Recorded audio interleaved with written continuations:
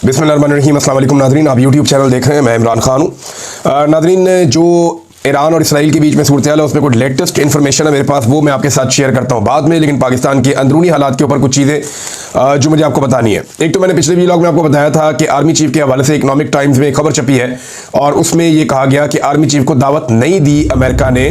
White house ने यह claim किया है और उन्होंने डिनाई किया है, यह तरदीद की है इन खबरों की कि पाकिस्तान के army chief general Asim Munir को या दुनिया के किसी और आर्मी चीफ को अमेरिकी फौज की 250वीं जो एक एनिवर्सरी है उस परेड के मौके पे दावत दी गई। किसी को दावत नहीं दी गई और ये खबरें झूठ थी और झूठ फैलाया गया। इसमें हुआ क्या था, अब ये कहानी मैं आपको बताता हूँ, ये बड़ी दिलचस्प है। हुआ ये कि सबसे पहले ये खबर डाली इंडियन मीडिया ने और एक दाने के तौर पर डाली, तो पाकिस्तान में मौजूद टाउटों ने ये दाना चुग लिया। जरा मैं आपको फिर बताता हूँ कि इंडियन मीडिया ने ये दाना डाला और पाकिस्तान में मौजूद जो टाउट्स हैं, जो प्रोएक्टिव टाउट्स हैं या जो सुपर टाउट्स हैं, जो बहुत हर वक्त तैयारी में रहते हैं कि जूता कहीं नजर आए तो हमने पॉलिश करना है फटाफट, जो हर वक्त पॉलिश अपने मुंह पर मलकर तैयार रहते हैं कि कहीं पे जूता नजर आ जाए हमने जनाब फौरी तौर पे उसको पॉलिश करना है। तो ये जो टाउट्स थे, जैसे ही इंडियन मीडिया ने दाना डाला इन्होंने फौरन चुग लिया, क्योंकि ये जो फेक न्यूज़ है ये इंडियन मीडिया ने पहले चलाई थी कि पाकिस्तान के आर्मी चीफ को अमेरिका ने दावत दी है, डोनाल्ड ट्रंप ने या अमेरिका ने, कि डोनाल्ड ट्रंप की सालगिरह भी है और 250वीं एनिवर्सरी भी है, लिहाजा इस मौके पे पाकिस्तान के आर्मी चीफ को या फील्ड मार्शल आसिम मुनीर साहब को बुलाया गया। अब इसके ऊपर टाउटों ने दाना चुग लिया और उन्होंने एक के बाद एक जमीन आसमान के कलाबे मिलाना शुरू कर दिए और इन्हें एस्टेब्लिशमेंट ने मना भी नहीं किया कि ये तुम क्या कर रहे हो, क्योंकि ये तो झूठी तारीफें कर रहे थे, ये तो खुशामद कर रहे थे और खुशामद तो सबको पसंद होती है। तो इस झूठ की बुनियाद के ऊपर इन्होंने पूरा एक महल खड़ा कर दिया जिसकी वजह से बाद में शर्मिंदगी हुई। अब वही इंडियन मीडिया जिन्होंने दाना फेंका था और इन्होंने दाना चुग लिया, तो उन्होंने बाद में बड़े आराम से व्हाइट हाउस का मौक़िफ़ लिया या नहीं लिया, जो भी किया उन्होंने उसके ऊपर खबर जारी करवा दी कि जनाब इनको तो दावत मिली नहीं। और ये क्लेम नहीं कर सकते कि दावत मिली या नहीं मिली। मैंने अपने तौर पे सोर्सेज से पता किया तो मुझे जो एस्टेब्लिशमेंट के सोर्सेज है उन्होंने बड़ा क्लियरली कहा, उन्होंने कहा हमें कोई दावत नहीं आई थी और हमने कहीं क्लेम नहीं किया कि दावत आई थी। लेकिन मजे की बात यह है कि पाकिस्तान की जो एस्टेब्लिशमेंट है उसे चाहिए कि ये जो प्रोएक्टिव किस्म के टाउट्स हैं इनको लगाम डालें और शर्मिंदगी से बचने के लिए इन टाउट्स को ये बता दें कि जब आपको कोई व्हाट्सएप आए तो उसके ऊपर आप खबर दे दिया करें, जैसे आप हमेशा देते हैं। अपने जहन से काम लेने की कोशिश ना करें या शाह से ज्यादा शाह के वफादार बनने की कोशिश ना करें। तो हुआ यह था कि जाली खबर जो चलाई थी वो इंडियन मीडिया ने चलाई थी, उन्होंने पहले फैलाई थी बकौल जो अभी तक सोर्सेज सामने आ रही है, जो चीजें सामने आ रही है।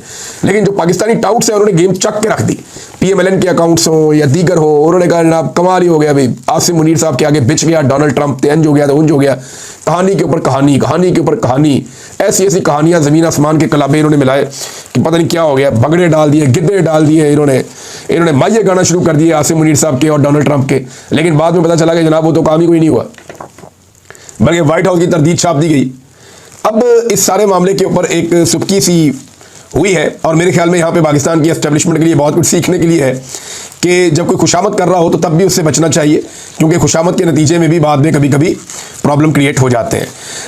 इसराइल और ईरान की तरफ जाते हैं कि पहले गंडापुर साहब की जो बारीक वारदात है इसमें पाकिस्तान तरीके इंसाफ में काफ़ी तशवीश पैदा हुई है। मेरी एक दो लोगों से बात हुई है, लेकिन तफसीली जो पार्टी का मौक़िफ़ है वो मैं लेने की कोशिश करूँगा। ज़ुबैर अली खान साहब ने इस पर खबर दी है कि जो पोलिटिकल कमेटी है पाकिस्तान तरीके इंसाफ की उसमें बड़ी तशवीश है और वो बहुत परेशान है गंडापुर के स्टेटमेंट्स को लेकर। यानी अभी तहरीक इंसाफ की क़यादत इतनी कमज़ोर है बेचारी, वो इतने कमज़ोर लोग हैं जो लगे हुए हैं कि वो अली अमीन गंडापुर से सवाल भी नहीं पूछ सकते, और जो भी अली अमीन गंडापुर से जवाब तलबी करना चाहता है उसकी कहीं और से जवाब तलबी हो जाती है, या इदारे हाथ पैर धोकर उसके पीछे पड़ जाते हैं, उसकी ज़िंदगी तंग कर देते हैं, उसके लिए पाकिस्तान की ज़मीन तंग कर दी जाती है। अब इमरान खान साहब ने पहले 2 मरतबा देखे ना, इसको बारीक वारदात को आप समझिए। गंडापुर साहब क्या कह रहे हैं, गंडापुर साहब ने जो अल्फाज इस्तेमाल किए हैं वो कोई अस्करियत पसंद इस्तेमाल कर सकता है, TTP इस्तेमाल कर सकती है, कोई मजहबी जनूनी जमात इस्तेमाल कर सकती है, कोई ऐसी जमात जिसका कोई और मिशन हो वो इस्तेमाल कर सकती है, लेकिन पूरे पाकिस्तान के अंदर एक साथ लोगों में मकबूल जमात जो चारों सूबों की नुमाइंदगी करती है, पूरे मुल्क के अंदर उसकी नुमाइंदगी है, ऐसी जिम्मेदार जमात का कोई भी जिम्मेदार रुकन ऐसी बात नहीं कर सकता। गोलियां मारेंगे, हथियार लेकर जाएंगे, एक के बदले 2 गोलियां चलाएंगे। भाई जब इमरान खान ने पहले देखा ना, बारीक वारदात ये है कि इमरान खान ने तो अब इस्लामाबाद बुलाया ही नहीं, अडयाला जेल बुलाया ही नहीं, तो आप मुंह उठा के लोगों को क्यों कह रहे हैं कि जनाब अडयाला जेल जाएंगे हम बंदूकें लेकर।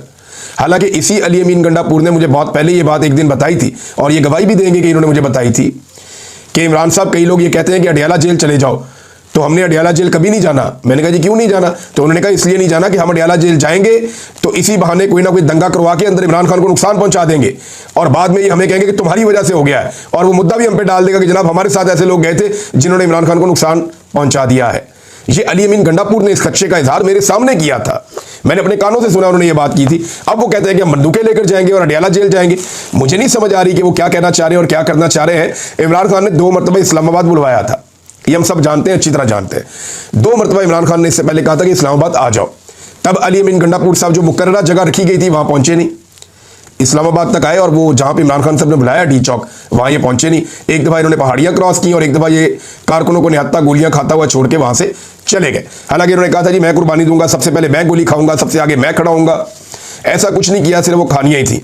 बहरहाल अब अली अमीन गंडापुर साहब जो कुछ कह रहे हैं इस पर पाकिस्तान तहरीक इंसाफ के अंदर तशवीश पैदा हुई है। जुबैर अली खान साहब ने यह खबर दी है कि इसमें जो पॉलिटिकल कमेटी है पीटीआई की, वो भी बहुत हैरान है कि ये क्या कर रहे हैं। इमरान खान ने तो कहा कि पूरा मुल्क बंद करना है, जो जो जहां मौजूद है वो वहां पे बंद करेगा, बड़ी बड़ी शाहराहों को, पूरे मुल्क को जाम करना है आपने आने वाले वक्त में। इमरान खान की हिकमत अमली कुछ और है। अली जब इमरान खान कहते हैं इस्लामाबाद आओ, ये इस्लामाबाद नहीं जाना चाहते। जब इमरान खान कहते हैं इस्लामाबाद नहीं आना, तो ये कहते हैं अब मैं इस्लामाबाद जाऊंगा और वो भी बंदूकें लेकर जाऊंगा। तो ये जनाब जहालत वाली बातें हैं। ये एक पॉलिटिकल पार्टी ऐसी जो जमहूरी पॉलिटिकल पार्टी हो वो ऐसी हरकतें, ऐसे स्टेटमेंट नहीं दे सकती। कल को ये स्टेटमेंट इनके खिलाफ इस्तेमाल किए जाएंगे। आप इमरान खान साहब की पूरी सियासत निकाल कर देख लें, उन्होंने बड़े बड़े सख्त बयान दिए हैं, उन्होंने अपने सियासी मुखालिफिन को बहुत रगड़ा दिया है, लेकिन उन्होंने कभी बंदूक की, गोली की, बम की, बारूद की, इन चीज़ों की बात नहीं की। उन्होंने हमेशा डायलॉग की बात की है, रूल ऑफ लॉ की बात की है, इंसाफ की बात की है। उनकी पार्टी का नाम ही तहरीक इंसाफ है और ये बंदूक की नोक के ऊपर तो आएगा नहीं। यहाँ तो मुल्क किसी कायदे और कानून के मुताबिक चलेगा। तो ये और एक पॉलिटिकल पार्टी है, वो अस्करी जमात तो है नहीं, इस किस्म का स्टेटमेंट दे दें। अब नाज़रीन आप आ जाए ईरान और इसराइल के मामले पे। तो पहले मैं कुछ हक़ाइक़ पिछले वीलॉग में आपके सामने रखना चाहता था, अब आपके सामने रखता हूँ। अगर आपके साथ कोई बहस करे भी तो आप उसके सामने ये चीज़ें रख दें तो दूध का दूध और पानी का पानी हो जाएगा। हक़ाइक़ ये है कि ईरान और इसराइल में से गलत कौन है या इनमें से ज़्यादा गैर जिम्मेदार कौन है। तो मैं चंद चीज़ें आपके सामने रखूंगा और वो एज इट इज़ है, आप उनको जाके कहीं से भी चेक कर सकते हैं। नंबर 1, एटमी हथियार दोनों में से किसके पास है? ईरान के पास 0, कोई भी एटमी हथियार अभी तक नहीं है। इसराइल के पास दर्जनों एटमी हथियार हैं जिनकी कम से कम तादाद 70 से ज़ायद बताई जाती है। तो इसराइल के पास एटमी हथियार है, ईरान के पास एटमी हथियार नहीं है। नंबर 2, IAEA से ताउन, ये एक इंटरनेशनल बॉडी है जो एटमी मवाद के हवाले से इनका पूरा एक मैकेनिज्म है। इसके साथ आज तक इसराइल ने कभी ताउन नहीं किया। ईरान इसके साथ ताउन करता रहा है। दूसरी चीज बता दी आपको मैंने। नंबर 3, हमसायों के साथ जंग। ईरान की जो वाहिद जंग हुई है वो इराक के साथ हुई है और वो इराक के हमले के नतीजे में हुई है। जब ईरान के अंदर इनकलाब आया तो उसके बाद क्योंकि अमेरिका नाराज था तो मगरबी ममालिक की शय के ऊपर इराक ने ईरान पे हमला कर दिया। ये एक कहानी है बस, इसके अलावा कुछ भी नहीं। जबकि इसराइल की अपने हमसाये में तमाम मुल्कों से कहीं ना कहीं कोई ना कोई लड़ाई रहती है। दुनिया में बहुत सारे मुल्क उसको तस्लीम भी नहीं करते। तो इसराइल अपने हमसायों के ऊपर अटैक करता है, एटमी कुव्वत भी है और एटमी इदारों के साथ किसी किस्म का ताउन भी नहीं करता। तो ये फर्क आपके सामने है। फिर एक और चीज है, ये एक NPT है, एक मुआहदा है, नॉन प्रोलिफरेशन ट्रीटी। अच्छा, इसमें जनाब इसराइल ने इसके ऊपर साइन नहीं किए जबकि ईरान ने इसके ऊपर साइन किए हैं। यानी ईरान ने ये गारंटी दी है कि वो एक हद से ज़्यादा यूरेनियम की अफसुर्दगी नहीं करेगा, उन्होंने इसके ऊपर गारंटी दी है। और इस पे ईरान ने बार बार मौका भी दिया है कि आए और आकर इंस्पेक्शन कर लें, जबकि किसी किस्म की इंस्पेक्शन की इजाज़त या इस ट्रीटी के ऊपर दस्तखत ही नहीं किए इसराइल ने। लेकिन फिर भी ईरान को सब बुरा कहते हैं और इसराइल को नहीं कहते। फिर एक इंटरनेशनल न्यूक्लियर एनर्जी एजेंसी है, इसको मुआयने की इजाज़त दी जाती है जिन ममालिक के अंदर न्यूक्लियर अटैक करने का जो खतरा होता है या जो बना रहे होते हैं एसेट्स। तो इसमें जनाब इसको इजाज़त इसराइल ने आज तक नहीं दी जबकि ईरान ने इसको इजाज़त दी है। अब आप अंदाज़ा करें कि इन दोनों में से रिस्पॉन्सिबल स्टेट कौन सी है। जो जिम्मेदार मुल्क है वो तो ईरान है और वो साबित हो रहा है, जबकि हमेशा जिम्मेदारी से कौन भागता रहा है, वो इसराइल है। और ये भी साबित शुदा हकीकत है। ईरान ने इस तरह से खून नहीं बहाया इंसानों का जैसे इसराइल ने गजा के अंदर खून बहाया मुसलमानों का, और बहुत बड़ी मिकदार में बहाया। बच्चों को वहां पे कत्ल किया गया और ये बाकायदा उनकी स्टेटेड पॉलिसी है जो उन लोगों ने अपने मुंह से कह रखी है। वो ये कहते रहे कि जनाब बात ये है कि हम पॉलिसी के तहत इनकी नस्लकुशी करना चाहते हैं, या हम ये चाहते हैं कि इनके बच्चों को भी कत्ल किया जाए। और ऐसा दिखाई देता है, अस्पतालों पे, स्कूलों पे अटैक किए जाते हैं, कैंपों पे अटैक किए जाते हैं। हम रोजाना की बुनियाद पे छोटे छोटे बच्चों की लाशें देखते हैं। गाजा में जो शहीद हुए हैं। तो ये सारी चीज़ें जब आप देखते हैं और बार बार देखते हैं तो आपको समझ आती है कि ये इसराइल की एक पॉलिसी है कि यहाँ पे गाजा का वजूद नहीं होना चाहिए। लेकिन इस मरतबा जब ईरान ने अटैक किया और सिविलियन एरियाज टारगेट हुए तो इसके ऊपर बहुत सारे ऐसे पंफलेट सोशल मीडिया पे गर्दिश कर रहे हैं जहां बताया जा रहा है कि इसराइल ने जो अटैक किया है वो बता रहे हैं जनाब वो हुती क्लेम कर रहे हैं, ये इसराइल का क्लेम है या उनके जो हमायती उनका एक क्लेम है कि इसराइल ने जो अटैक किए हैं वो मिलिट्री इंस्टॉलेशंस पे किए हैं जनाब, और कोई ऐसी जगहों पे किए हैं जहां पे एटमी असासे हैं या साइंटिस्ट हैं या ऐसी जगह है। लेकिन ईरान ने जो डाटा दिया उसमें बताया कि नहीं, बहुत सारे सिविलियंस भी शहीद हुए हैं। दूसरी तरफ ये भी वो दावा कर रहे हैं कि जो ईरान की तरफ से अटैक हो रहा है उसमें नुकसान सिविलियंस का हो रहा है। अभी तो नुकसान इतना हुआ ही नहीं इसराइल में। जो अभी हमारे पास इत्तला उसके मुताबिक 100 के करीब सुपरसोनिक बैलिस्टिक मिसाइलों से ईरान ने जो फाइनल अटैक किया है वो कर दिया है और 200 से ज़ायद इसराइली ज़ख्मी हुए हैं। ईरान ने बहुत क्लियरली ये बात की है कि जो इसराइल ने हमारे ऊपर हमला किया और जो पहल की है इसमें अमेरिका बराबर का शरीक है और सख्त नताइज भुगतने होंगे। दूसरी जानिब इसराइल लगातार वो भी अटैक कर रहा है। ईरान के अंदर जो हमला होता है वो बड़ी खबर नहीं बनता। उसकी वजह यह है कि ईरान पे पहले भी हमले होते रहे, मुसलमान मुल्कों में पहले भी आग लगी रही है, तो ये बड़ी खबर मीडिया की जीनत बनती नहीं है। पाकिस्तान के अंदर दहशतगर्दी हो जाए वो बहुत बड़ी खबर अब बनती नहीं है, लेकिन जब इसराइल के अंदर इस तरह के मनाजिर आते हैं तो वो बहुत बड़ी खबर बनती है, क्योंकि हमने पिछले 50 साल में ऐसा होते हुए देखा ही नहीं। इसराइल को कभी ऐसे मार पड़ी नहीं जैसे अब पड़ रही है। लिहाजा ये बहुत बड़ी खबर बन जाती है आलमी सतह के ऊपर कि इसराइल के अंदर इमारतें मलबे का ढेर बन रही हैं, वहां पे मार कुटाई हो रही है, लोग भाग रहे हैं, सायरन बज रहे हैं। लेकिन हकीकत यही है कि दोनों तरफ से मिसाइल चल रहे हैं, ईरान के अंदर जाकर भी गिर रहे हैं और इसराइल के अंदर जाकर भी गिर रहे हैं। ईरान के अंदर जो नुकसान हुआ है इस पर इसराइल की जानिब से भी कुछ दावे सामने आ रहे हैं, जहां ईरान का कहना है कि उन्होंने बड़ी अहम इमारतों को निशाना बनाया, बड़े अहम अहदाफ हासिल किए इसराइल के अंदर और उनकी फौज को बहुत नाकाबिले तलाफी नुकसान पहुंचाया है, उनकी जो एनर्जी साइट्स हैं उनको तबाह किया है। तो दूसरी जानिब सेम टाइम में इसराइली ये कह रहे हैं कि हमने ईरान के तकरीबन 20 बड़े कमांडर्स जो हैं उन्हें शहीद कर दिया है। खासतौर पे आर्मी चीफ का, पासदारानी इनकलाब के जो चीफ हैं उनका वो नाम लेते हैं, और साथ ही साथ उन्होंने एक और दावा किया कि हौसी मलेशिया जो यमन में है उनके जो मिलिट्री चीफ हैं मोहम्मद अल गमारी, उन्हें भी वो कहते हैं उन्होंने शहीद कर दिया। ईरान देखें 2 जगह से अटैक कर रहा है। अगर आप मशरिक़ वस्ता का नक्शा देखते हैं मिडिल ईस्ट का तो आपको सारी समझ आ जाएगी। जब ईरान अपने मुल्क से मिसाइल दागता है तो ये मिसाइल जब पहुंचता है इसराइल में तो कम से कम 2 मुल्कों को ये क्रॉस करता है, एक इराक और दूसरा उर्दन। इन 2 को क्रॉस करके वो जाके फिर इसराइल में गिरता है। दूसरा रास्ता जो इनके पास है वो है यमन से, रेड सी के ऊपर से फ्लाई करता हुआ जाता है वेपन या मिसाइल, और वो यमन से जब उड़ता है तो वो सीधा जाके इसराइल में गिरता है। और यहाँ पे उसे बाद होगा थोड़ी बहुत सऊदी अरब का एक कॉर्नर क्रॉस करना पड़ता है, नहीं तो वो समुद्री रास्ता लेकर ही जाकर गिर सकता है इसराइल के ऊपर। तो ये 2 जगह है जहां से अब तक ईरान अटैक करता चला आ रहा है। अमेरिका ने एक बात कही है और डोनाल्ड ट्रंप ने बड़ी वजाहत के साथ कहा है कि अमेरिका जो है वो ईरान और इसराइल के तनाज़े में फरीक नहीं है। अच्छा, ये डोनाल्ड ट्रंप ने क्यों कहा? देखें, जब वो अपने आप को गैर जानिबदार कहेंगे तभी तो वो सारी दुनिया को इसराइल के हक में इकट्ठा कर पाएंगे, और अगर वो खुद जानिबदार हो जाएंगे तो फिर वो दुनिया को इसराइल के हक में इकट्ठा करना उनके लिए मुश्किल होगा। तो ईरान ये चाहता है कि वो नत्थी करे अमेरिका को इसराइल के साथ। जो ईरानी सुप्रीम लीडर है उनका जो स्टेटमेंट आता है या ईरानी गवर्नमेंट का जो स्टेटमेंट आता है या उनकी वजारत खारजा, वो बार बार यही कहते हैं कि जनाब इसके अंदर अमेरिका इन्वॉल्व है और इस हमले में अमेरिका ने साथ मिलकर किया है। ईरान के जो सुप्रीम लीडर हैं उनका जो स्टेटमेंट सामने आया एटमी प्रोग्राम के हवाले से, अब उसमें एक बहुत बड़ी तब्दीली आ चुकी है। यानी ईरान इससे पहले दुनिया के साथ ताउन करता चला आया है एटमी प्रोग्राम के हवाले से, लेकिन अब जो कुछ उसके साथ कर दिया है और जो उसके साथ इस वक्त हो रहा है इसराइल की जानिब से, तो ईरान को यह खतरा पैदा हो गया है कि इसराइल तो इनके ऊपर एटमी हमला भी कर सकता है और उसे तो पूरी दुनिया की शय है, लिहाजा हमारे पास भी डेटरेंस के लिए एटमी हथियार होना चाहिए।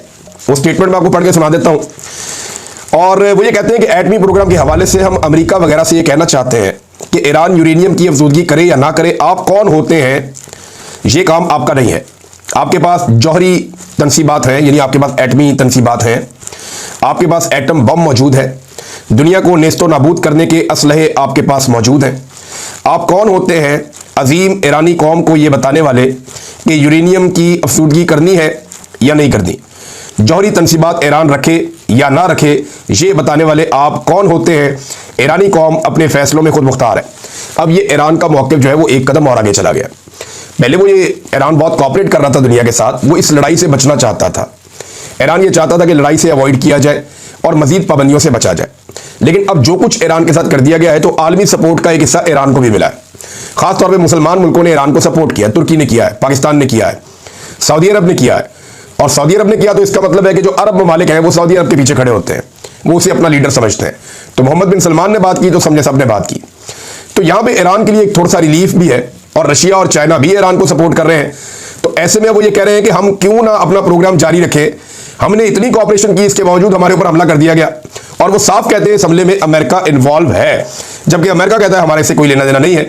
अब इसी मौके पर जर्मनी और फ्रांस और बरतानिया ने, इन 3 बड़े यूरोपीय मुल्कों ने ईरान को फौरी तौर पर मुज़ाकरात की पेशकश की है। उन्होंने कहा जी हम तैयार हैं आपके साथ मुज़ाकरात करने के लिए, एटमी मसले पर आइए और बैठिए और हमारे साथ मुज़ाकरात करें। लेकिन मेरे ख्याल में अब बहुत सारा पानी पुलों के नीचे से गुजर गया है, सूरत हाल वैसे नहीं है। पाकिस्तानी वज़ीर आज़म का भी एक ट्वीट आया, और ये ट्वीट उनका आया ईरानी हुकूमत के हक में, ईरान के हक में, इसराइल के खिलाफ। ये बड़ी अच्छी बात है, बल्कि अमली तौर पर पाकिस्तान को मदद करनी चाहिए। टेक्नोलॉजी के जरिए से, हथियारों के जरिए से ईरान की पाकिस्तान मदद कर सकता है, क्योंकि जब भी इंडिया पाकिस्तान पे अटैक करता है तो उस वक्त इसराइल इंडिया की मदद करता है, और ये पाकिस्तान कई दफा क्लेम कर चुका है। तो जो इसराइल पाकिस्तान के साथ करता है वही पाकिस्तान इसराइल के साथ भी कर सकता है, और इसी को टिट फॉर टैट कहते हैं, जैसी करनी वैसी भरनी। नाज़रीन, पाकिस्तान में एक बड़ी अजीब चीज चल रही है। बहुत सारे ऐसे टाउट्स हैं जो पाकिस्तान के आर्मी चीफ या फील्ड मार्शल आसिम मुनीर साहब और नवाज शरीफ और जरदारी साहब से उनका मौक़िफ़ नहीं लेना चाहते। जो ओहदों पे बैठे हुए उनसे मौक़िफ़ नहीं लेना चाहते कि जनाब क्या चल रहा है इसराइल और ईरान के मामले पे, आपके दिल पे, आप बताइए ना। उनसे मौक़िफ़ नहीं लेना चाहते, लेकिन जेल में बैठे हुए कैदी नंबर 804 से जानना चाहते हैं कि बताओ अब आप इस मामले में क्या कहते हो। भाई अगर आप जानना ही चाहते हैं तो उनका ट्विटर खुलवा दें, अगर आप जानना ही चाहते हैं तो उनसे किसी को मिलवा दें ना आप। जब इमरान खान की किसी से मुलाकात ही नहीं हो रही, जब वो किसी से मिल ही नहीं रहे, तो उनका स्टेटमेंट बाहर कैसे आ जाएगा। फिर वो अजीबोगरीब बातें करते हैं कि जनाब वो ट्विटर के ऊपर स्टेटमेंट तो दे सकते हैं। भाई ट्विटर के ऊपर जो लोग बैठे हुए हैं इमरान खान साहब की टीम में, अगर आपको समझा देता हूं, वो लोग इंतजार करते हैं। जब भी इमरान खान साहब की लोगों से मुलाकात होती है तो वो उन सब लोगों से बात करते हैं, उन सब लोगों से उनके स्टेटमेंट्स लेते हैं, फिर उसको वेरीफाई करते हैं, उसको रीचेक करते हैं, और इस तरह इमरान खान साहब का एक कंप्रीहेंसिव पूरा स्टेटमेंट बना के वो उनके ट्विटर पे डाल देते हैं। इस तरह इमरान खान साहब का स्टेटमेंट बाहर आता है। अगर आप इमरान खान से 15 दिन या 20 दिन मुलाकात बंद करवा देंगे ना, तो 15 दिन 20 दिन इमरान खान साहब का कोई स्टेटमेंट बाहर नहीं आएगा। ये माजी में हमने होता हुआ भी देखा है। इमरान खान का स्टेटमेंट सिर्फ तब बाहर आता है जब कोई जाता है और जाकर इमरान खान साहब को मिलता है। और अगर इनकी तसल्ली नहीं हो रही तो देख ले, इमरान खान से ज्यादा आज तक कभी किसी ने इसराइल को चैलेंज नहीं किया, पाकिस्तान के किसी हुक्मरान ने नहीं किया, और इतने खुलकर स्टेटमेंट किसी ने नहीं दिए जैसे इमरान खान साहब ने स्टेटमेंट दिए।